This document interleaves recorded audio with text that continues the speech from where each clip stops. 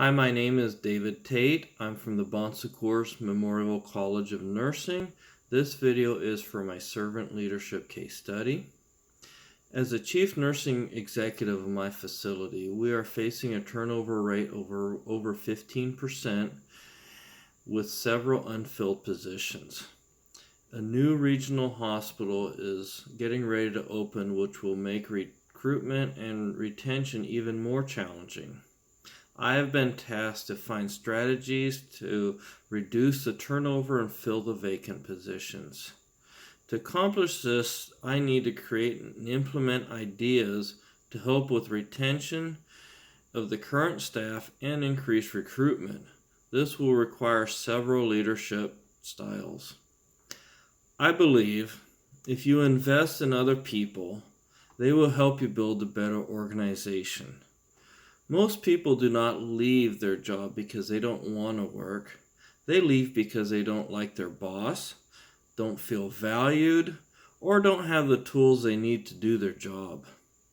As a servant leader, we want to provide the conditions for employees to be what they were meant to be. Give them the freedom within the organization's guidelines to be creative and solve problems without fears of repercussions. Provide them with the tools and resources to be successful and satisfied. We will empower the nurses through shared governance to take responsibility and be held accountable for challenges that are proposed and implemented. We also need to, just as importantly, give them recognition for the success stories due to their ideas. The recognition will be done through daily huddles and other department communications. By empowering the nurses, they will come up with creative solutions and develop collaboration and sharing of ideas within other departments. This will also exemplify being a servant leader and sharing the critical challenges we are facing and asking for their input instead of just implementing my ideas or the administration's ideas. We will make sure other stakeholders' needs are being met, like physicians and ancillary departments, which impacts the nursing staff and their ability to give high-quality patient care. Plus, make sure they understand the significance a staff shortage has on their patients and patient satisfaction, which in turn drives reimbursement and providing additional resources. This can be done through the use of committees or town halls. Through the lens of a transformational leader, I will show a genuine concern for the staff's needs by rounding within the units and assist as needed. I will ensure the department managers are also present and rounding daily with the staff. This will help bring out the best in the staff. Making sure leadership walks the walk will create an esprit de corps and a sense of teamwork to create deeper bonds, which will help retain the staff. Connecting with the staff by showing them the managers and leaders have a genuine belief in the organization's goals will set the example and expectations. And I feel that this is critical for retaining the staff. A lot of those are the same types of principles that are seen in the servant leadership as well. Now, using spiritual leadership strategies, which is also part of the relationship leadership, I will have strategies to reduce turnover and retain staff. I will create that sense of calling and help establish a culture of altruism and harmony.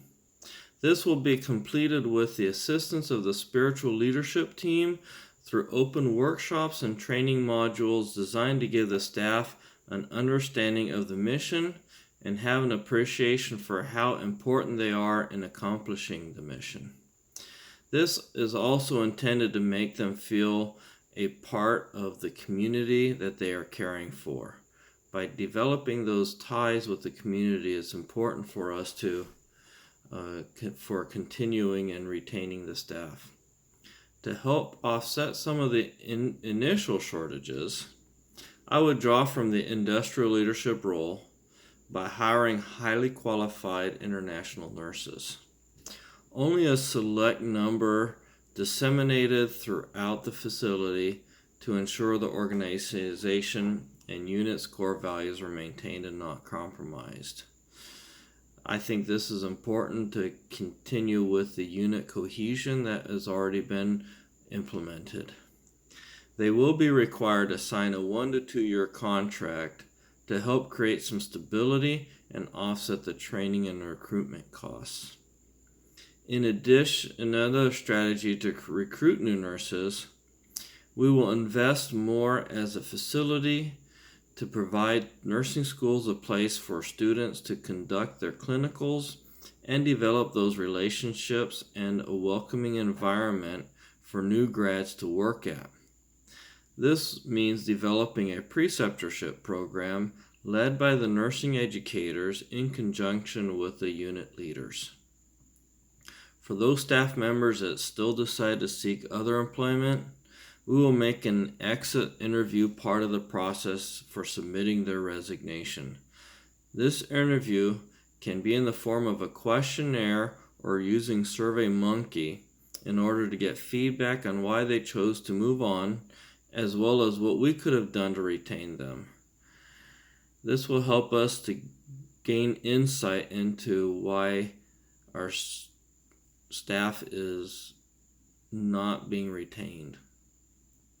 I am confident these strategies will increase a more positive working environment where the staff are more engaged in their work and create a deeper sense of pride and belonging. This will help retain the staff, create stability within the units, provide better outcomes for the patients, and develop a culture that other nurses want to be a part of. Thank you for listening to my case study.